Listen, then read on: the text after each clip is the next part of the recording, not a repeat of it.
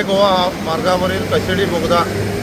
या बोगद्याच्या कामाच्या बाबत वरिष्ठ अधिकारी पाहणी केले असता जवळजवळ 6 ते 7 ठिकाणी त्या बोगद्याच्या गळती लागल्याचं त्यांच्या निदर्शनास आलं आणि त्याच्यामुळे अधिकाऱ्यांनी सांगितलं एवढी गळती लागायचं कारण काय, बोगद्याचं काम काय बरोबर झालं नाही की काय, आणि म्हणून याच्याबाबतच्या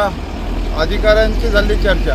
आणि एकंदरीत परिस्थिती पाहिली असेल त्या ठिकाणी बोगद्याची होत असली गळती आणि मग नागरिकांच्या मनामध्ये प्रवाशांच्या मनामध्ये भीतीचं वातावरण आहे। एका बाजूला कशेडी घाटामध्ये वाढत्या अपघातामध्ये नागरिकांचे जाणाऱ्या जीव आणि ह्याच्यामुळे बोगद्यामुळे लोकांना वाटत होतं की आपला मार्ग सुकर होईल, परंतु बोगद्यामध्येच आता असे गळती झाल्याने बोगद्यामध्ये जर उद्या का एखादा अपघात झाला तर फार मोठी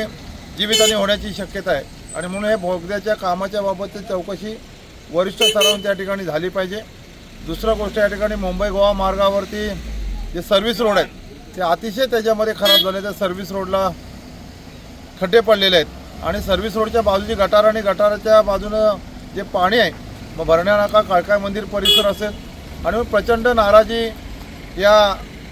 मुंबई गोवा मार्गावरील या कामाच्या बाबत लोकांच्या जनतेच्या मनामध्ये आहे आणि म्हणून याच्याबाबत जी भीती तयार झालेली आहे आणि सर्व्हिस रोड आणि इतर जी कामं अपुरी आहेत ती झाली नाहीत तर थोड्या दिवसामध्ये शिवसेना उद्धव बाळासाहेब ठाकरे पक्षाच्या वतीनं फार मोठं रस्ता रोकोचं आंदोलन घेण्यात येईल। पहिल्याच पावसामध्ये आता प्रवास सुरू झाला आणि पहिल्याच पावसामध्ये या टनलला एवढ्या मोठ्या प्रमाणात गळती लागली तर टनलमध्ये धोकादायक वाटतंय असं पाणी गळणं म्हणजे मोठ्या प्रमाणात पाण्याचा निचरा होणं इथे येणं। किती अडचणी वाटते इथून वाहतूक करताना? भीती वाटते इथून असं पाणी येतंय त्याच्यामुळे एक प्रकारे आमच्या मनामध्ये भीतीचं वातावरण आहे की बोगद्यातून जाताना असं